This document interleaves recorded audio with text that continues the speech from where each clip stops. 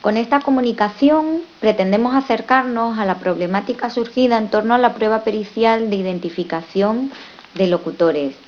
Me llamo María García Antuña y en la actualidad soy profesora en el Centro Universitario CIESE Comillas y coordinadora del área de lengua y comunicación. Soy licenciada en lingüística y licenciada en filología alemana, doctora en lingüística por la Universidad de Cádiz, y mi formación en el ámbito forense comienza con la realización del máster en lingüística forense de la Universidad Pompeu Fabra con la gran Maite Turel, pionera en introducir esta disciplina en España.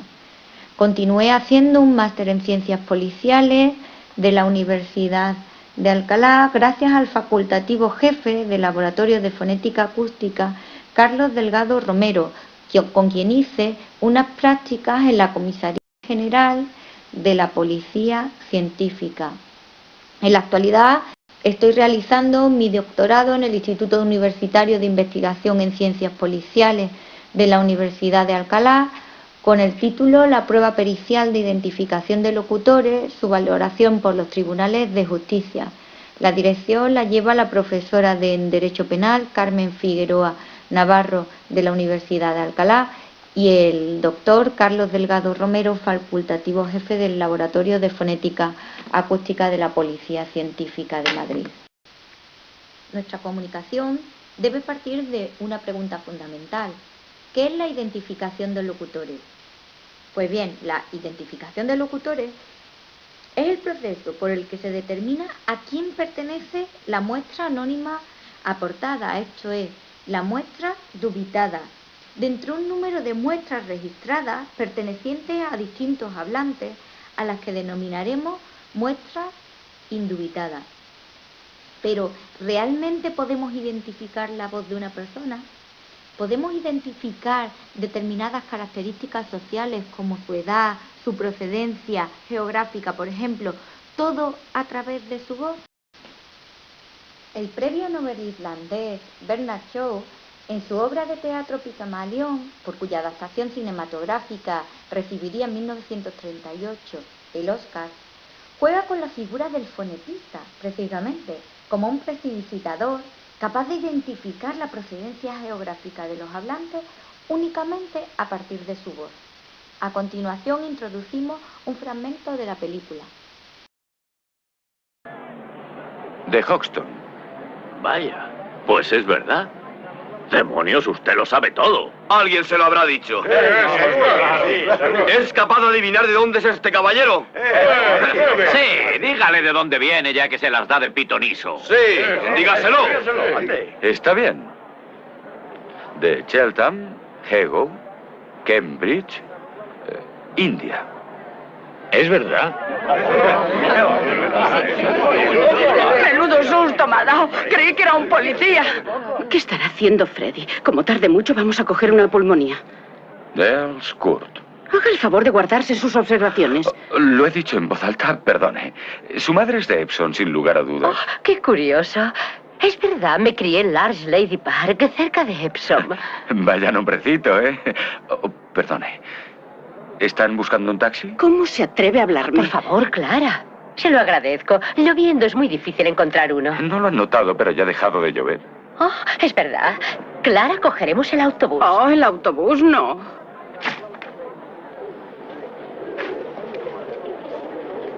Yo le puedo decir de dónde viene usted. ¿De veras? Del manicomio de Hanwell. Manicomio de Hanwell. Gracias, profesor. ¿Puedo preguntarle si se dedica a hacer esto en un music hall?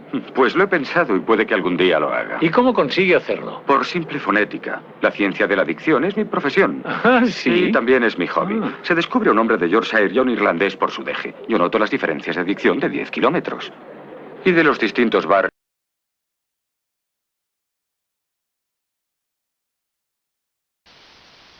Pero ¿realmente es tan fácil como lo plantea el protagonista de la obra de Shaw? ¿Podríamos identificar a un locutor sin ningún atisbo de duda? ¿Estaríamos dispuestos a firmar como peritos forenses un informe sobre identificación de locutores con el mismo grado de fiabilidad que un informe sobre ADN o huellas dactilares ante un juez? Sabiendo las repercusiones de nuestro trabajo, en su tesis doctoral, Carlos Delgado Romero habla sobre la identificación forense de locutores como una de las ramas de la ciencia forense que parte de unas dificultades intrínsecas al propio objeto de estudio, el habla, puesto que el habla es una referencia biométrica de comportamiento sujeta a diferentes factores de variabilidad, producción articulatoria y fonatoria, componentes emocionales, expresivos, retóricos. Esta se revela como uno de los retos de investigación forense de mayor complejidad. Más explícita en este sentido se muestra Lorenzen, quien ejemplifica esta aseveración, afirmando que es imposible que un mismo locutor emita la palabra 2 veces exactamente igual, debido a estos factores de variabilidad. Ella dice, la variación interpersonal del hablante puede ser de dos tipos. Por un lado, se diferencian acústicamente las expresiones de un hablante, incluso en la repetición de una misma palabra, es decir, cuando el contenido lingüístico de la expresión y las condiciones que la rodean permanecen inalteradas. Muchos músculos y procesos deben ser dirigidos para la producción del lenguaje y por ello es prácticamente imposible producir de manera idéntica dos expresiones. Esto es, no podríamos producir 4 veces la palabra hola de la misma forma.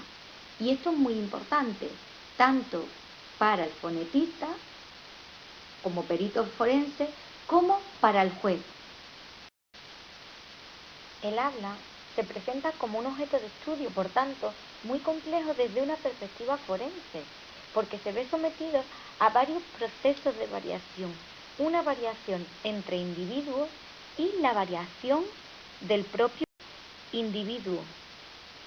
Esta variación entre individuos es la que ha sido estudiada lingüísticamente, entre las que encontramos diferentes tipos de variación, como la variación diatópica, la variación diastrática o la variación diafásica.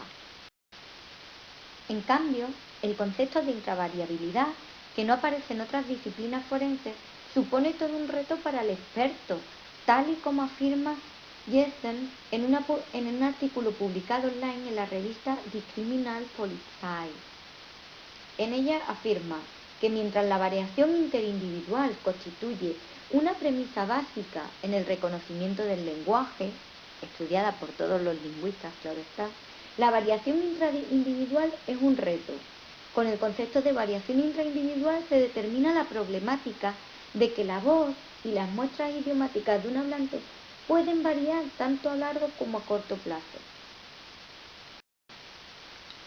De este modo, tal y como expresa Lucena Molina, la voz se halla sometida a una serie de factores de variabilidad intralocutor, que los expertos han dividido en dos. Por una parte, la variabilidad debida al paso del tiempo y por otra, esa variabilidad inherente a la voz misma. Esta última relacionada con aquellos factores dependientes del locutor, factores intrínsecos, como son la edad, el estado emocional, el estado físico, estar sometido a estrés, velocidad de articulación o tipo de habla. Bien si estamos leyendo, si susurramos en una conversación, o con aquellos factores denominados extrínsecos, como los dispositivos de adquisición y transmisión de la señal de voz, por ejemplo, el ancho de banda, la distorsión del canal, la reverberación o los ruidos que puedan haber en la conversación. Carlos Delgado Romero, en esta línea, desarrolla exhaustivamente las causas fundamentales de variabilidad intrapersonal que han de ser tenidas en cuenta en cualquier estudio forense. Así, parte también de una bipartición de estas causas. Por una parte, aquellos factores dependientes de la misma naturaleza del habla, la que otros autores han denominado factores intrínsecos. Y por otra parte, los factores ajenos a la naturaleza del habla y al sujeto emisor, que podríamos identificar con los factores extrínsecos mencionados en el cuerpo del texto. Dentro de los factores dependientes de la naturaleza del habla destaca, por ejemplo, las variaciones no relacionadas con el plano de la expresividad, como la influencia de agentes físicos exógenos, el alcohol, el tabaco o la contemporaneidad o no contemporaneidad de las muestras de objetos de estudio. Ahí, dentro de los factores dependientes de la naturaleza del habla, también incluyen las variaciones relacionadas con el plano de la expresividad, las alteraciones transitorias de la cualidad de voz, si estamos más nerviosos, si estamos contentos, si estamos tristes. En cambio, dentro de los factores ajenos a la naturaleza del habla y el sujeto emisor, habla de aquellos eventos sonoros simultáneos a la señal analizada, las diferentes arquitecturas acústicas y las ubicaciones, por ejemplo, de las fuentes de registro. Estos factores de variación hacen que la voz se erija como uno de los objetos de estudio forenses más complejos, tal y como se afirma en el manual Una introducción al reconocimiento biométrico. Recordemos que por biometría se entiende el reconocimiento de individuos mediante algunos rasgos o características personales, biológicas, físicas, psicológicas o de comportamiento. Estas características biológicas deben ser mesurables o estadísticamente medibles.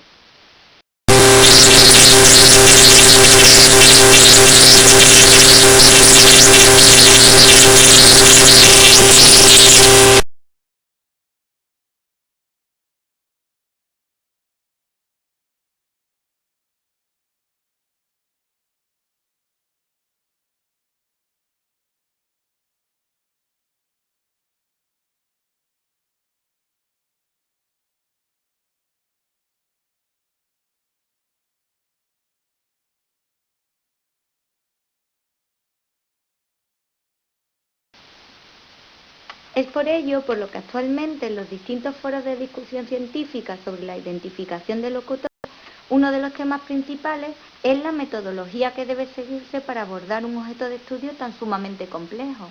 En este sentido, Michel Tarufo, en su artículo sobre la aplicación de estándares científicos a las ciencias sociales y forenses, hace hincapié en la necesidad de poner atención a la calidad y a la fiabilidad de la prueba, a lo que nosotros añadimos, más cuando los objetos de estudio están sumamente variables. Para esto, en la actualidad las distintas disciplinas forenses se están planteando seguir lo que fue considerado por el magistrado Blackman en el caso Daubert.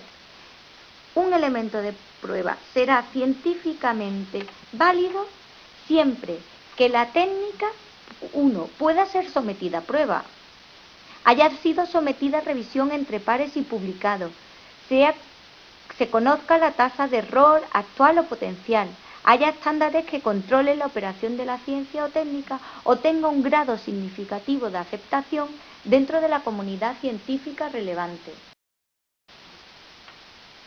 Para finalizar, nos gustaría añadir cómo el hecho de que la voz no presente unas características perennes e inmutables como las que pueden encontrarse en las huellas dactilares o en sustancias que contengan ADN humano, ha sido la causa fundamental para que los laboratorios forenses oficiales discrepen en su metodología. Así, el Departamento de Acústica e Imagen del Servicio de Criminalística de la Guardia Civil defiende la utilización de sistemas automáticos, dada la subjetividad de los procedimientos alternativos, como el método combinado seguido por la policía científica.